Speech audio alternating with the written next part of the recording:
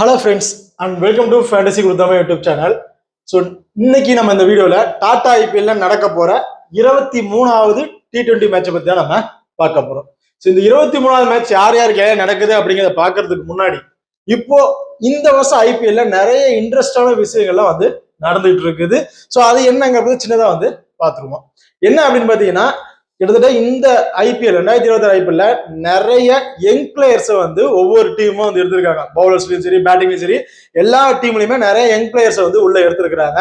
அவங்கள சும்மா பேக்கப்புக்கு வச்சுக்குவோம், சப்போஸ் தேவைப்பட்டா யூஸ் பண்ணிக்கலாம் அப்படிங்கிற ஒரு மைண்ட்ல தான் வச்சு எடுத்திருந்தாங்க. பட் அவங்க தான் ஒவ்வொரு மேட்சுமே இம்பாக்ட் கொடுத்துட்டு இருக்காங்க. எல்லா டீம்லயுமே ஒவ்வொரு டீம்லயுமே யங் பிளேயர்ஸ் தான் அந்த டீமை வின் பண்றதுக்கு ஒரு வாய்ப்பா இருந்திருக்கிறாங்க. இப்ப லக்னோல பாத்தீங்கன்னா முகில் சௌத்ரி அவர் டீம் அதான் முடிஞ்சு போச்சுன்னு நினைக்கிற டைம்ல 1 மேனா நின்று ஜெயிக்க வச்சாரு. இப்போ லாஸ்ட் மேட்ச் பாத்தீங்கன்னா RR அண்ட் SRH இவங்க 2 பேர் கிடந்த மேட்ச்ல SRHல 2 யங்ஸ்டர் நியூ பவுலர்ஸ் கொண்டு வந்தாங்க. அவங்களுக்கு பெரிய எக்ஸ்பீரியன்ஸ் எல்லாம் கிடையாது. டொமஸ்டிக் லெவல்ல அவங்க லீக்ல விளையாண்ட மேட்சஸ் மட்டும்தான். பட் அவங்களை நம்பி உள்ள கொண்டு வந்திருந்தாங்க. RR ரொம்ப திணறடிச்சாங்கன்னு சொல்லணும். கிட்டத்தட்ட 9 ரன்லயும் 5 விக்கெட் எடுத்துட்டாங்க. வேற லெவல் பெர்ஃபார்மன்ஸ் பண்ணியிருந்தாங்க. ஸோ அதுல எக்ஸ்பீரியன்ஸ் பிளேயர் RRல ஜடேஜா அண்ட் சம்திங் பிளேயர் அவங்களும் நின்று ப்ளே பண்ணதுனால ஒரு 150க்கு மேல ஸ்கோர் வந்துச்சு. ஏன்னா அது கூட வந்திருக்காது. எனக்கு தெரிஞ்சு 70 ரன்னுக்குள்ளாரே சுருட்டி இருப்பாங்க. அந்த அளவுக்கு ஒரு குவாலிட்டியான பவுலர்ஸ் 2 பேர் SRHக்கு இப்ப இருக்கிறாங்க. SRH மட்டும் இல்லாம எல்லா டீம்லயுமே யங்ஸ்டர்ஸ் இருக்கிறாங்க. யங்ஸ்டர்ஸ் எங்களோட தன்மை நாங்க என்ன பவுலிங்கா எங்களோட கரெக்டான பொசிஷன்ல நாங்க பவுல் பண்ணி நாங்க விக்கெட் எடுத்து கொடுப்போம். நீங்க எக்ஸ்பீரியன்ஸ் பிளேயர் மட்டும் நம்பாதீங்க, எங்களையும் நம்புங்க, எங்களாலையும் ப்ரூவ் பண்ண முடியும் அப்படிங்கிறத ஒவ்வொரு முக்கியமான தருணத்துல அவங்க ப்ரூவ் பண்ணிக்கிட்டே இருக்கிறாங்க. ஸோ இந்த வருஷம் ஓவரால் மேட்ச் எல்லாமே நல்லா தான் இருக்கும். பட் இந்த வருஷம் யங்ஸ்டர்ஸ் புதுசா ஒரு பிளேயர் உள்ள ஐபிஎல்ல நல்ல ஒரு பங்களிப்பை கொடுக்குறாங்க அப்படிங்கறத ரொம்ப சந்தோஷமா தான் இருக்கு. ஸோ இப்போ இந்த மேட்ச்லயுமே யங்ஸ்டர்ஸ் இருக்கிறாங்க. அவங்க யாரு என்ன மாதிரி பண்ணுவாங்க அப்படிங்கிறது நம்ம பாத்துருவோம். ஃபர்ஸ்ட் மேட்ச் யார் யாருக்கு நடக்குது அப்படின்னு பாத்தீங்கன்னா, RCB அண்ட் லக்னோ இவங்க 2 பேருக்கும் இடையில நடக்கிறதுக்கு மேட்ச் 15ஆம் தேதி ஏப்ரல் நடக்க போகுது. வெனு எங்கன்னு பாத்தீங்கன்னா சேம் பெங்களூர் சின்னசாமி ஸ்டேடியத்துல தான் நடக்க போகுது அண்ட் RCBயோட ஹோம் கிரவுண்ட்ல. ஸோ RCBக்கு அடுத்தடுத்த இருக்க 2 மேட்ச், இந்த மேட்ச் இல்லாம அடுத்த 2 மேட்சுமே ஹோம் கிரவுண்ட்ல தான் நடக்க போகுது. இவங்க 2 பேரும் 4 மேட்சஸ் விளையாண்டுருக்காங்க. அதுல RCB ஒரே ஒரு மேட்ச் மட்டும் RRோட லாஸ் ஆயிட்டாங்க. But Lucknow 2 match loss. First match loss, அதுக்கப்புறம் 2 மேட்ச் தொடர்ச்சியா வின் பண்ணிட்டு வந்தாங்க. லாஸ்டா விளையாண்ட மேட்சும் லாஸ் ஆயிட்டு அடுத்த மேட்ச் வின் பண்ணணும் அப்படிங்கிற மைண்ட்ல வராங்க. பட் RCB லாஸ்ட் மேட்ச் சூப்பரான முறையில் வின் பண்ணி அடுத்த மேட்சும் அந்த வின்னிங் அப்படியே கொண்டு போகணும், லாஸ் ஆயிடக்கூடாது அப்படிங்கிற மைண்ட்ல பிளே பண்ண வராங்க. இப்போ இவங்களோட டீட்டெயில பாக்குறதுக்கு முன்னாடி நீங்களும் நம்ம டெலிகிராம் சேனல் ஜாயின் பண்ணல அப்படின்னா மறக்காம ஜாயின் பண்ணிக்கங்க. லாஸ்ட் ஹாஃப் அன் அவர்ல மேட்சஸை பத்தி எந்த அப்டேட் வந்தாலும் நான் டெலிகிராம் சேனல் கொடுத்துட்டு இருக்கேன். நம்ம டெலிகிராம் சேனலோட லிங்க் டிஸ்கிரிப்ஷன்ல இருக்கு. அது மூலமா டெலிகிராம் சேனல்ல ஜாயின் பண்ணிக்கங்க. அண்ட் இந்த சின்னசாமி ஸ்டேடியத்துல பிச் ரிப்போர்ட் 100% எல்லாருக்குமே தெரிஞ்சிருக்கும். இந்த வேணு பேட்டிங் ஃபேவரா வேணும் தான் 230க்கு மேல ஸ்கோர் அடிப்பாங்க. ஆவரேஜ் 200 வச்சுக்கலாம். 180 to 200 ஆவரேஜ் ஸ்கோரா இருக்கு.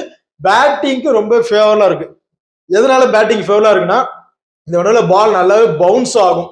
ஸோ அந்த பவுன்ஸை பேட்ஸ்மேன் ஸ்டார்ட் அப்ல கொஞ்சம் ஸ்டார்ட் ஆனாலும் அந்த 6 பவுன்ஸை கரெக்டா டைமிங் பண்ணி, சின்ன கிரவுண்ட் அப்படிங்கிறதுனால சும்மா பவுன்ஸை டச் பண்ணாவே போதும், பவுண்டரி 6 அப்படிங்கிறது போயிருது. ஸோ அதனால அந்த கிரவுண்ட் நல்லாவே ஃபேவரா இருக்குது பேட்ஸ்மேனுக்கு. ஓகே, பவுலர்ஸுக்கு எந்த மாதிரி இருக்கு அப்படின்னு பார்த்தீங்கன்னா, ஃபாஸ்ட் பவுலர் ஒரு 3 ஓவர் அவங்களுக்கு பால் நல்லாவே ஸ்விங் ஆகுது, அதுல கொஞ்சம் ஸ்ட்ரகிள் கொடுக்குறாங்க. அதுக்கப்புறம் போக போக பேட்ஸ்மேன் நல்லாவே அடிச்சு ஆட ஆரம்பிச்சிடுறாங்க. ஸ்பின்னோட பங்களிப்புன்னு பாத்தீங்கன்னா விக்கெட்ஸ் பெருசா எதிர்பார்க்க முடியாது. பட் ஸ்கோர்ஸ் கொஞ்சம் அதிகமா போயிட்டு இருக்க ஸ்கோரை கொஞ்சம் ஸ்லோ டவுன் ஆக்குறதுக்கான வாய்ப்புகள் தான் இருக்கும். பெரிய அளவுக்கு அவங்களால கண்டெயின் பண்ண முடியாது, கொஞ்சம் கம்மி பண்ணுவோம். ஒரு 20 ரன் ஒரு ஓவருக்கு போகுதுன்னா ஒரு 10 ரன் அப்படிங்கிற மாதிரி ஆக்கிறதுக்கான வாய்ப்புகள் தான் இருக்க போகுது. இந்த வெனுவோட ஆக்சுவலா அவங்க கொடுத்துருக்க ரெக்கார்டை பொறுத்த வரைக்கும் சேஸ் பண்ற டீம் தான் வின் பண்றதுக்கான 90% வாய்ப்பு இருக்கு அப்படிங்கிற மாதிரி சொல்லியிருக்காங்க. பட் ஃபர்ஸ்ட் பேட் பண்ண டீம் ஒரு 230க்கு மேல ஸ்கோர் பண்ணிட்டாங்க அப்படின்னா சேஸ் பண்ற டீமால அந்த ஸ்கோரை சேஸ் பண்றது கொஞ்சம் சிரமமா போயிடும். ஓகே, இப்போ இந்த வெனுவோட ரெக்கார்ட், இந்த வெனுல ஓவராலா 199 மேட்சஸ் விளையாண்டுருக்காங்க. அதுல பேட் பாஸ் பண்ண டீம் 87, பேட் சைன் பண்ண டீம் 110 அப்படிங்கிற மாதிரி வின் பண்ணியிருக்காங்க. 2 மேட்ச் டிரா அப்படிங்கிற மாதிரி முடிஞ்சிருக்கு.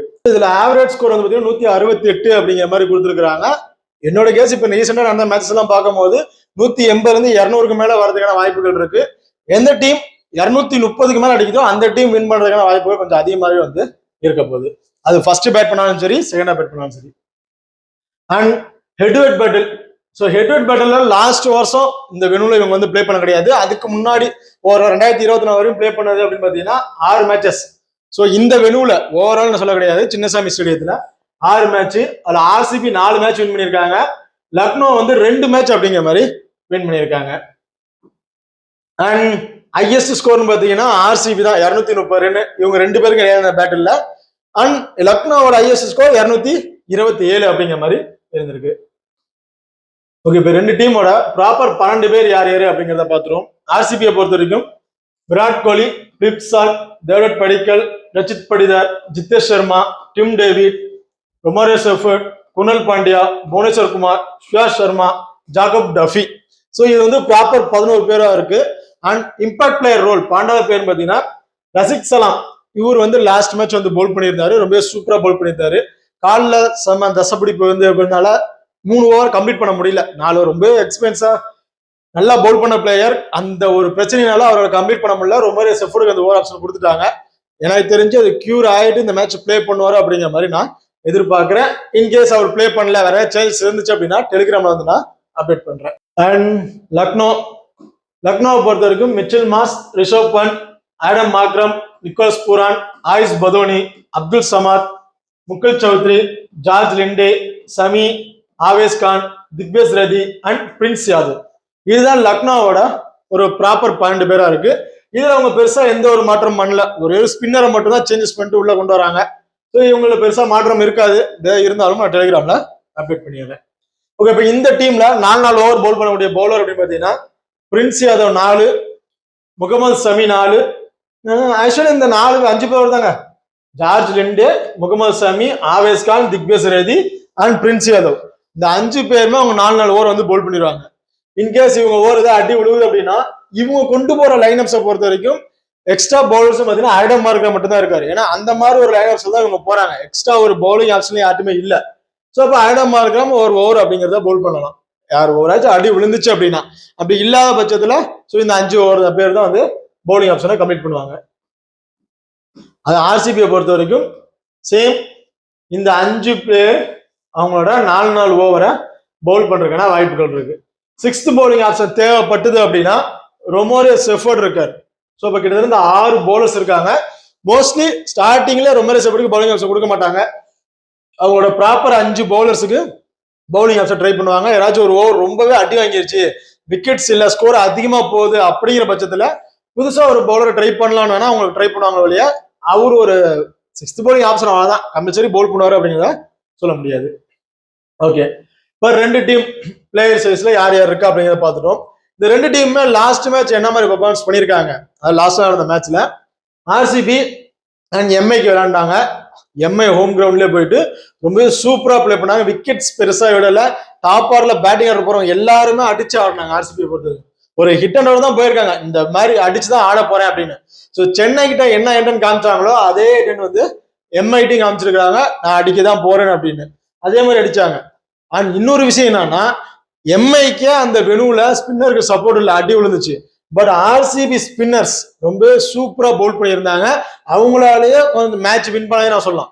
ஃபாஸ்ட் பாலர் நல்லா தான் பவுல் பண்ணிருந்தாங்க. இருந்தாலும் அந்த கேமுக்குள்ள ஆர்சிபி கொண்டு வந்து பாத்தீங்கன்னா சுயாஷ் சர்மா, அந்த குணல் பாண்டியா 2 ஸ்பின்னர் தான். அவங்க அந்த விக்கெட் எடுத்ததுக்கு அப்புறம் தான் ஆர்சிபிக்கு இன்னொரு பூஸ்ட் அப்பா இருந்துச்சு, கொஞ்சம் நல்லாவே இது பண்ணாங்க, வின்னிங் ரேஷியோ வந்துச்சு.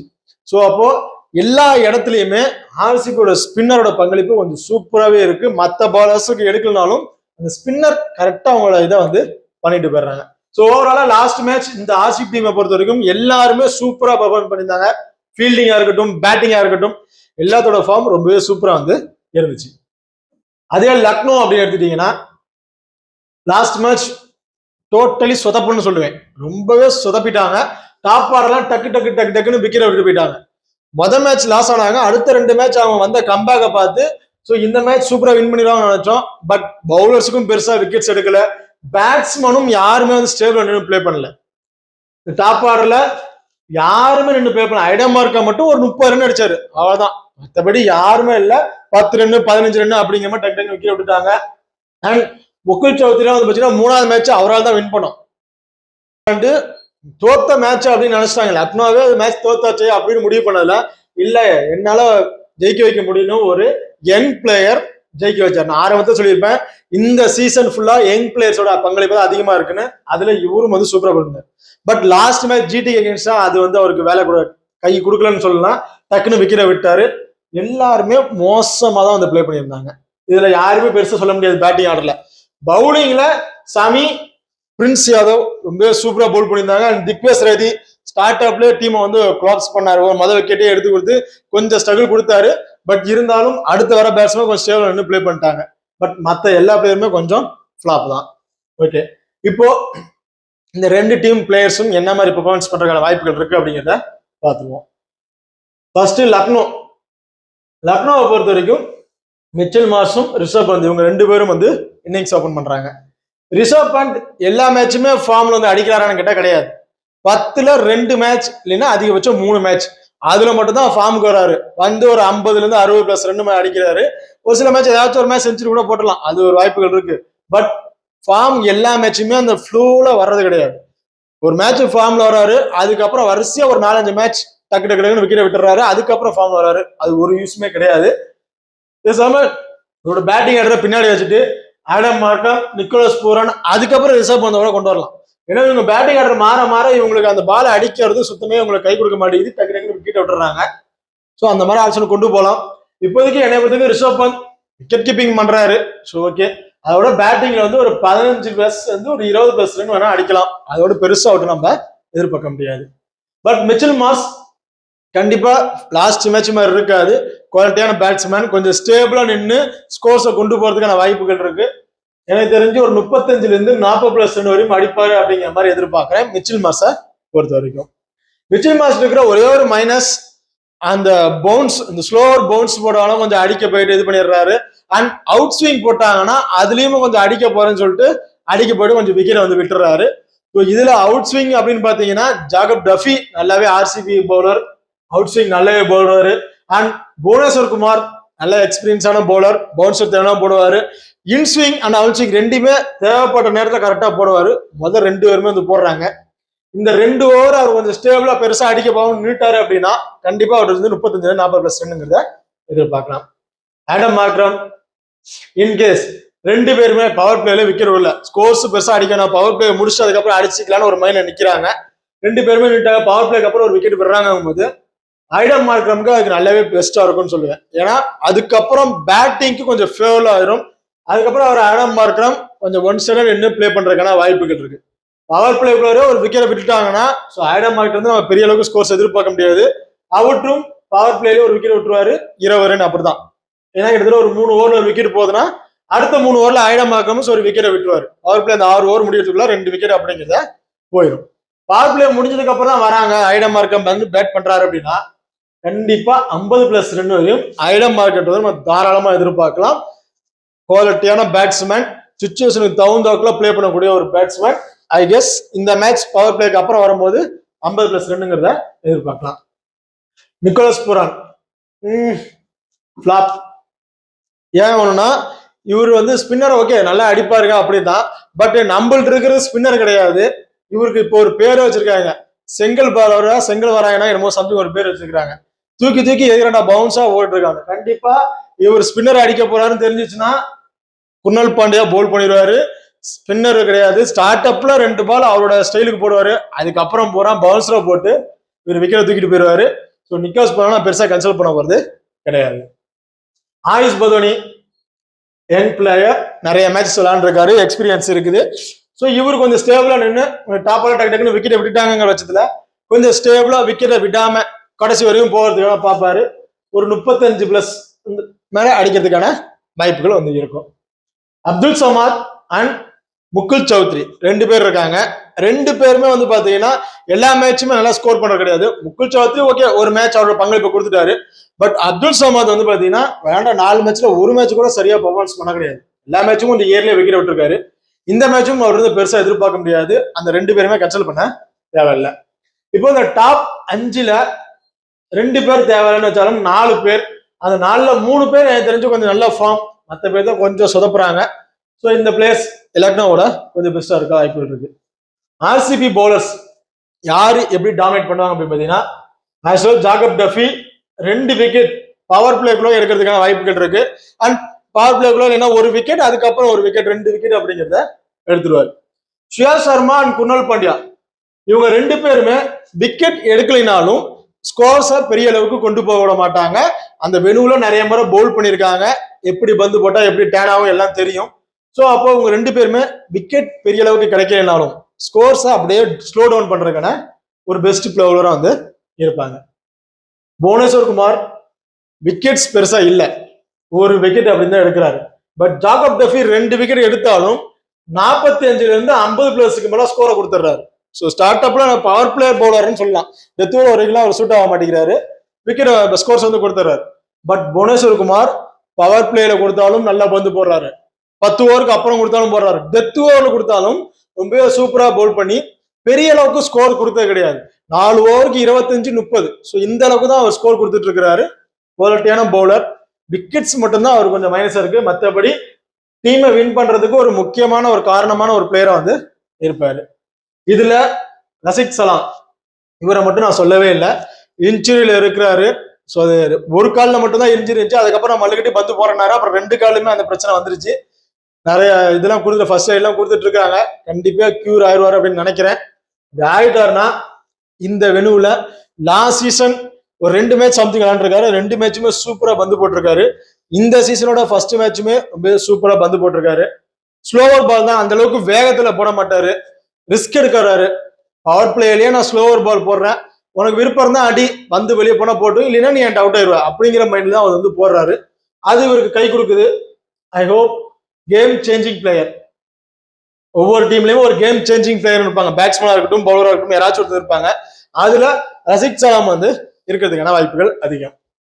ஓகே, இப்போ லக்னோவோட பேட்டிங் ஆர்டர் அண்ட் ஆர்சிபியோட பவுலிங் ஆப்ஷன் வந்து பார்த்துட்டோம். இப்போ ஆர்சிபியோட பேட்டிங் ஆர்டர் அண்ட் லக்னோவோட பவுலிங் ஆப்ஷன் வந்து நம்ம பார்த்துட்டோம். ஆர்சிபியோட பேட்டிங் ஆர்டர்ல 6 பேர் தாங்க வச்சிருக்கேன், டாப் 6 வச்சிருக்கேன். இதுல ரொமோரியோ செஃபோர்ட் வைக்கல, குர்னல் பாண்டியாவை வைக்கல. கிட்டத்தட்ட இதுல 8 பேர் பேட்டிங் டெப்த்லயே வந்து இருந்துடுறாங்க. ஏன்னா இங்க டாப் 6, இது டிம் டேவிட் கடைசி 2-3 ஓவர்ல வந்துட்டாருன்னா விக்கெட்ல விட மாட்டாரு. அந்த 2-3 ஓவர்ல வந்து 30-40 ரன் அடிச்சுட்டு போயிடுவாரு. இல்ல டக்கு டக்குன்னு விக்கெட் விட்டாலும் அடுத்து ரொமோரியோ செஃபோர்ட் இருக்காரு, அதுக்கப்புறம் குர்னல் பாண்டியா போது பேட்டிங் டெப்த் பயங்கரமா வச்சிருக்காங்க ஆர்சிபியை பொறுத்த வரைக்கும். இதுல லக்னோவோட பவுலர்ஸ் எந்த அளவுக்கு ஸ்ட்ரகிள் கொடுப்பாங்கன்னு பாத்தீங்கன்னா, சமி ஓபனர்ஸ் 2 பேருக்குமே ஸ்டார்டிங் அந்த பவர் பிளேல ஸ்ட்ரகிள் கொடுக்கறதுக்கான வாய்ப்புகள் இருக்கு. இன்கேஸ் ஆர்சிபி டாஸ் லாஸ் பண்ணிட்டாங்க ஃபர்ஸ்ட் பேட் அப்படின்னா, சாமி அண்ட் விராட் கோலி அவங்களோட பேட்டில் கொஞ்சம் அதிகமாக இருக்க வாய்ப்புகள் இருக்கு. விராட் கோலி கொஞ்சம் இயர்லியே விக்கெட் எடுக்கிறதுக்கான வாய்ப்புகளும் வந்து இருக்கு. ஐ கேஸ் ஒரு 25+ ரன் அது வரையும் வருமாங்க டவுட் தான். ஒரு கம்மியா ஸ்கோர் சொல்லணும், கொஞ்சம் எக்ஸ்ட்ரா வந்து நான் சொல்லிட்டு இருக்கேன். 25+ ரன் அவ்வளவுதான். இதே செகண்ட் ஆஃப் பேட் அப்படின்னா சேசிங் மாஸ்டர் அவர் எந்த அளவுக்கு பெர்ஃபார்மன்ஸ் இருக்குன்னு எல்லாருக்குமே தெரியும். கடைசி வரையும் இன்னும் மேட்சை முடிச்சிருவாரு. பிளிட் சால்ட் இவங்க 2 பேருக்கும் சமிக்கும் பேட்டிங் இருக்கும்னு சொன்ன ஒரே காரணம், சமி பிளேயர்ஸுக்கு தகுந்தாக்குல பால போடுவாரு, எக்ஸ்பீரியன்ஸான பிளேயர். அவுட் ஸ்விங், இந்த பிளேயர் அவுட் ஸ்விங்ல வீக்கா இருக்காரா, எல்லா பாலுமே நான் அவுட் ஸ்விங் ட்ரை பண்றேன்னு தொடர்ச்சி 6 பால் கூட அவுட் ஸ்விங் ட்ரை பண்ணக்கூடிய ஒரு பிளேயர். அந்த மாதிரி போட்டு விக்கெட் எடுத்துருவாரு. பவர் பிளேயர்ல சாமிகிட்ட மட்டும் கொஞ்சம் ஸ்டேபிளா நின்றுட்டாங்க அப்படின்னா அதுக்கப்புறம் அடுத்த விக்கெட் எடுக்கிறது ரொம்ப சிரமமா போயிடும். பவர் பிளேயர்ல நீ ஒரு விக்கெட் எடுத்துடணும், அப்படி இல்லைன்னா பவர் பிளேயர்ல நல்ல டார்கெட் ஆர்சிபி பிக்ஸ் பண்ணிட்டாங்க அப்படின்னா அடுத்தடுத்து வர பேட்ஸ்மேன் எல்லாருமே அடிச்சு ஆட ஆரம்பிச்சிருவாங்க. பெருசா விக்கெட்டை பத்தி கன்சல்ட் பண்ண மாட்டாங்க, ஸ்கோர்ஸ் வேற லெவலுக்கு போறதுக்கான வாய்ப்பா மாறிடும். ஸோ சாமி லக்னோ ஜெயிக்கணும்னா சாமியோட கையில தான் இருக்கு அந்த விக்கெட் எடுக்கிறது. அவர் எடுக்கல அப்படின்னா யங்கஸ் லக்னோ ஜெயிக்கிறதுக்கான வாய்ப்புகள் இல்லை. Okay, and Jawahar Padikkal power பிளேயருக்குள்ளாரே விக்கெட்டை விழுந்தாதாங்க. பவர் பிளே தாண்டி ஒரு 10 ஓவர் வரையும் 2 பேர் இன்னும் பிளே பண்ணிட்டாங்க அப்படின்னா இவரை உள்ள கொண்டு வர மாட்டாங்க. காரணம் அடுத்தடுத்து நம்ம அடிச்சு ஆடணும், இதே 2 இடத்துல போகணும் அப்படின்னு பார்ப்பாங்க. ரிஸ்க் எடுக்க விரும்பல. சரி அடுத்த பேட்ஸ்மேன் இருக்காங்க, எனக்கு ஜவஹர் படிக்கல் தேவை, நான் தேவையான இடத்துல மட்டும் பயன்படுத்திக்கிறேன், எல்லா இடத்துல நான் பயன்படுத்த விரும்பல அப்படிங்கிற மாதிரி அவரை உட்கார வச்சிடறாங்க. ஸோ அப்போ அடுத்தடுத்து பேட்ஸ்மேன் வந்துட்டாங்க.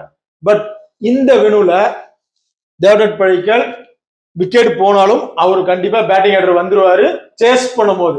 சேஸ் பண்ணும்போது கண்டிப்பா ஒரு பேட்டிங் ஆர்டர் வந்துருவாரு. ரச்சித் படிதார் பேட்டிங் ஆர்டர் அதுக்கப்புறம் தான் வருவாரு. இன்கேஸ் ஃபர்ஸ்ட் பேட் பண்றாங்க 10 ஓவர் 12 ஓவர் வரையும் இவங்க பேட்டிங் முடிச்சிட்டாங்க அப்படின்னா ரச்சித் படிதார் பேட்டிங் ஆர்டர் வருவாரு and Jitesh Sharma, Tim David and Romario Shepherd அந்த மாதிரி ஆப்ஷனுக்கு அவங்க போயிடுவாங்க. இன்கேஸ் இவர் பேட்டிங் ஆர்டர் வராரு அப்படின்னா இந்த வெனுல விளையாண்ட 2 மேட்சுமே அவரோட ஸ்கோர் 50+. விளையாண்ட 2 மேட்சுமே 50+ ஸ்கோர் அடிச்சிருக்காரு.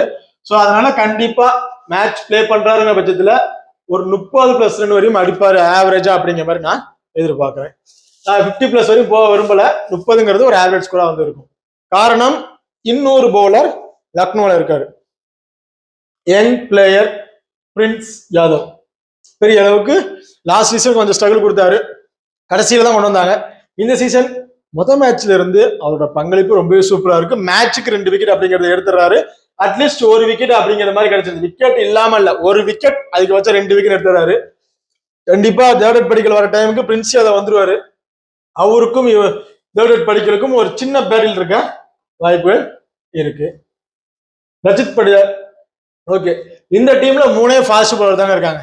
வச்சா 2 ஸ்பின்னர் ஆடம் மக்காம சேர்த்தா 3 ஸ்பின்னர். அப்ப அந்த ஸ்பின்னருக்கு அடிச்சாடக்கூடிய ஒரு player Rachit Patidar. Last match மும்பைக்கு அகேன்ஸ்டா பார்த்து தெரிஞ்சிருக்கும். ஸ்பின்னர் வந்துட்டாங்க, அவனை பார்க்கலாம் விரும்பல, அடிக்கிறன்னு ஹார்டிக் 6 ஹார்டிக் 4 அப்படிதான் வந்து அடிச்சிட்டு இருந்தாரு. வேற லெவல். இவர் ரெக்கார்டு பதிவு பண்ணியிருப்பாருன்னு சொல்லுவேன். ஏன்னா லாஸ்ட் மேட்ச் பவர் பிளேக்கு அப்புறம் எந்த ஒரு பேட்ஸ்மேனுமே வந்து ஒரு 12 பால்ல 50 போட்டது கிடையாது. அதுக்கு மேலதான் வந்திருக்கு. பட் அது கொஞ்சம் மிஸ் ஆயிருச்சு. அப்புறம் 17 பால் சம்திங்ல வந்து போட்டாரு. அது ரொம்ப குவாலிட்டியான ஒரு மைண்ட் செட் என்னன்னு தெரிஞ்சிருச்சு. முத பால்லயே அவர் மைண்ட் செட் இதுதான் அப்படிங்கிறத அவர் கான்ஸ்டன்ட். இந்த மேட்சும் அந்த மாதிரிதான் இருக்க போது. ஸ்பின்னரை போட்டு பொழந்து எடுக்க போறாரு ரச்சித் படிதாரை பொறுத்த வரைக்கும். ஆனா இவர் பேட்டிங் ஆர்டர் வருவாரா? ஏன்னா இந்த பவுலிங் டெப்த்ல சமியும் நல்லா பந்து போடுறாரு. பிரின்ஸ் தான் கொஞ்சம் இது ஓரளவுக்கு சமியோட கம்பேரிசன் கொடுக்கலனாலும் அவரோட பங்களிப்பு கரெக்டா வந்து கொடுத்துட்டு இருக்காரு. பட் மத்த பவுலர்ஸ் இருந்து பெருசா நம்ம எதிர்பார்க்க முடியல. ஏதாச்சும் ஒரு மேட்ச் தான் வந்து விக்கெட் எடுத்துட்டு இருக்காங்க. ஸோ அப்போ விக்கெட்டை எடுத்துட்டு ரச்சித் படிதாரை உள்ள கொண்டு வந்துருவாங்களா அப்படிங்கிற ஒரு கேள்வி இருக்கு. வந்தார் அப்படின்னா ஐ கெஸ் ஸ்பின்னர் அட்டாக் பண்ணும் போது ஒரு 20ல இருந்து ஒரு 25+ ஸ்கோர் வரையும் அடிப்பாரு அப்படிங்கிற மாதிரி நான் எதிர்பார்க்கிறேன். Jitesh Sharma batting option mostly கிடைக்க போறது கிடையாது. அப்படியே வந்தாலும் அவரோட ஹிட் அண்ட் வந்து பெருசா இருக்கிறது. ஏன்னா எல்லாருமே அடிச்சு ஆடுறாங்க. இவரோட பங்களிப்பு எப்படி இருக்கும்னா, டீம் கொஞ்சம் இயர்லியா விக்கெட் விட்டுட்டாங்க, நம்ம அந்த ஸ்கோரை ஃபினிஷ் பண்ணி கொடுக்கணும் அப்படிங்கும் போது நல்லா ஸ்கோர் வந்து பண்றாரு. பட் சாப்பாடுல விக்கெட் விட்டாங்க, ஒரு டார்கெட்டை ஃபிக்ஸ் பண்ணணும் அப்படிங்கும் போது அவரால் அந்த டார்கெட்டை ஃபிக்ஸ் பண்றதுக்கு கரெக்டாக பேட் பண்ண முடியல அப்படிங்கிற மாதிரி தான் என்னோட கணிப்பா வந்து இருக்கு. ஸோ அவரை மோஸ்ட்லி பெருசாக கன்சல்ட் பண்ண வேணாம். ஏன்னா அவருக்கு பதில் டிம் டேவிட்டை கூட கொஞ்சம் டாப் ஆர்டர்ல ப்ரொமோட் பண்றதுக்கான வாய்ப்புகளும் வந்து இருக்கு. டிம் டேவிட் கடைசி ஒரு 2ல இருந்து ஒரு 3 ஓவர்ல பேட்டிங் ஆர்டர் வரதுக்கான வாய்ப்புகள் இருக்கு.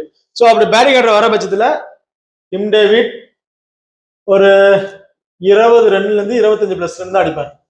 பெரிய அளவுக்கு ஸ்கோர்ஸ் வந்து நம்ம இதில் எதிர்பார்க்க முடியாது. ஏன்னா 3 ஓவர் வரும்போது 2 ஓவர் என்ன பண்ணிடுறாரு, சிங்கிள்ஸ் ரொட்டேட் பண்ணி நான் பாலை பாக்குறேன்னு கிட்டத்தட்ட ஒரு 8-9 பால் சிங்கிள்ஸை தான் ரொட்டேட் பண்றாரு. அதுக்கப்புறம் தான் அடிக்கிறாரு. அதுல பவுண்டரி 6 வரும்போது எனக்கு தெரிஞ்சு ஒரு 25+ ரன் வரையும் எதிர்பார்க்கலாம். அவர் வந்து ஒரு ஹியூஜ் ஸ்கோர் அவுட் நம்ம எதிர்பார்க்க முடியாது. ஓகே, ஆர்சிபி பிளேயர்ஸை பார்த்தாச்சு. லக்னோவோட பவுலர்ஸ்ல பிரின்ஸ் யாதவ் 1, அதிகபட்சம் 2 அப்படிங்கிற மாதிரி நம்ம எதிர்பார்க்கலாம். விக்கெட்ஸை பொறுத்த வரைக்கும் முகமது சமி 1 விக்கெட் பவர் பிளேல அந்த பார்ட்னர்ஷிப் உடைக்கிறதுக்கான வாய்ப்புகள் இருக்கு. ஆவேஸ் கான் டெத் ஓவர் பவுலரா இருக்காரு. பட் இந்த மேட்ச் எனக்கு தெரிஞ்சு அந்த அளவுக்கு பெருசா இம்பாக்ட் இருக்குமாங்க டவுட்டா தான் இருக்கு. 1 விக்கெட் ஆனால் எதிர்பார்க்கலாம், பெருசா வந்து எதிர்பார்க்க வாய்ப்புகள் இல்லை. அண்ட் 2 ஸ்பின்னரும் கம்பேரிசன் பார்க்கும்போது ஜார்ஜ் லிண்டே கொஞ்சம் நல்ல எக்ஸ்பீரியன்ஸான பவுலர் தான். பட் இருந்தாலும் அவரோட பங்களிப்பு full and full right and left combination இருக்கு. பெரிய லெஃப்ட் ஹேண்டர்ஸ் இல்லை, இருந்தாலும் 1 விக்கெட் வேணா எதிர்பார்க்கலாங்க. அதுவும் அன்எக்ஸ்பெக்டா தான் சொல்லிட்டு இருக்கேன். கம்பல்சரி அந்த 1 விக்கெட் அப்படிலாம் அவர் எதிர்பார்க்க முடியாது. எக்ஸ்பெக்ட் பண்ணாம திடீர்னு அந்த 1 விக்கெட் அப்படிங்கிறனா அவர் எதிர்பார்க்கலாம். அதான் திக்வேஸ் ரதிட்லாம் விக்கெட் எதிர்பார்க்க முடியாது. அவரோட ஆக்டிவிட்டிக்கு கண்டிப்பா பொழந்துருவாங்க. ஏன்னா சும்மாவே ஆடிப்பானுங்க, இல்ல ஆர்சிபி சீண்டி விட்டாங்கன்னா ஒரு ஆட்டிடியூக்கு பொழந்து எடுத்துருவாங்க. ஸோ அவரோட விக்கெட்ஸ் வந்து பெருசா நம்ம எதிர்பார்க்க முடியாது. ஓகே, இப்போ இந்த 2 டீம்லயுமே எந்த பிளேயர்ஸ் கொஞ்சம் நல்லாவே பெர்ஃபார்மன்ஸ் பண்ணுவாங்க அப்படின்னு பாத்தீங்கன்னா, லக்னோல நான் ஆல்ரெடி சொன்ன மாதிரி தான் பேட்ஸ்மேன்ல ஆயுஷ் பதோனி, ஆடம் மார்க்கம், மிச்சில் மாஸ் இந்த 3 பேர் என்னைய பொறுத்த வரைக்கும் நல்லா ஸ்கோர்ஸ் பண்றதுக்கான வாய்ப்புகள் இருக்கும். அண்ட் முகமது சமி 4, பிரின்ஸ் யாதவ் 5. இந்த டீம் லக்னோவை பொறுத்த வரைக்கும் 5 பிளேயரோட பெர்ஃபார்மன்ஸ் கொஞ்சம் நல்லாவே இருக்கிறதுக்கான வாய்ப்புகள் இருக்கு. ஆர்சிபி ரச்சித் படிதார், விராட் கோலி, டஃபி, ரஷித் சலாம் 4 அண்ட் தேவ்டத் படிக்கல் அல்லது பிப்சால் 5, சுயாஷ் சர்மா, புவனேஸ்வர் குமார், குர்னல் பாண்டியா இந்த 3 பிளேயருமே விக்கெட்ஸ் பெருசாகினாலும் ஸ்கோர்ஸை கண்டெயின் பண்ணக்கூடிய ஒரு பிளேயர்ஸ். நல்லாவே டீமுக்காக ரொம்ப சூப்பரா போல் பண்ணி ஸ்கோர்ஸை வந்து கண்டெயின் பண்ணிடுவாங்க. இதுல பேட்டிங்ல ஜிதேஷ் சர்மாவா டிம் டேவிட் ஆகும் போது மோஸ்ட்லி இந்த டாப்ல இருக்கவங்களும் முடிக்கிறதுக்கான வாய்ப்புகள் இருக்கு. இல்ல எனக்கு கொஞ்சம் டவுட்டா இருக்குனாலும் டிம் டேவிட் வந்து ஸ்கோர் பண்ணுவாரு அப்படிங்கிற மாதிரி நான் எதிர்பார்க்கிறேன். ஸோ அப்ப இந்த டீம்ல யார் யாரு அப்படிங்கிறத பார்த்துட்டோம். அண்ட் லக்னோலையும் எந்த பிளேயர் நல்லா ஸ்கோர் பண்ணுவாங்க, டீமுக்காக நல்லா விக்கெட் எடுக்கக்கூடிய பிளேயர்ஸ் பார்த்தாச்சு. இப்போ இந்த 2 டீம்லயுமே எந்த டீம் வின் பண்றதுக்கான வாய்ப்புகள் அதிகம் அப்படின்னு பாத்தீங்கன்னா ஆர்சிபி ஹோம்ல ரொம்ப சூப்பரா ஸ்கோர் பண்றாங்க. ஹோம்ல அவங்க ஃபர்ஸ்ட் பேட் பண்ணாலும் ஃபர்ஸ்ட் பேட்டிங் தான் வருது, அதுல 250 மேல அடிச்சிடுறாங்க. சேஸ் பண்ணாலும் கடைசி ஈஸியா சேஸ் பண்ணிட்டு முடிச்சு போயிடுறாங்க. ஸோ அப்படி ஹோம் அட்வான்டேஜ் ரொம்ப சூப்பரா இருக்கு. அந்த ஹோமை கரெக்டா பயன்படுத்திக்கிறாங்க. பட் லக்னோ ஹோம்லயே கொஞ்சம் சொதப்புறாங்க, அவுட்டர்லயும் சொதப்புறாங்க. எனக்கு தெரிஞ்சு ஆர்சிபிக்கு ஒரு 60% நான் வின்னிங் ரேஷியோ கொடுப்பேன். 60 ஒரு 65%. ஆர்சிபியை பொறுத்த வரைக்கும் ஒரு 65% வின்னிங் ரேஷியோ, லக்னோ 35% வந்து வின்னிங் ரேஷியோ இருக்கும் அப்படிங்கிற மாதிரி நான் எதிர்பார்க்கிறேன். ஓகே, இப்போ இந்த வீடியோ வந்து உங்களுக்கு பிடிச்சிருக்கு நம்புறேன். ஸோ இந்த வீடியோ பிடிச்சிருந்துச்சு அப்படின்னா மறக்காம லைக் பண்ணுங்க, ஷேர் பண்ணுங்க, சப்ஸ்கிரைப் பண்ணுங்க. தேங்க்யூ.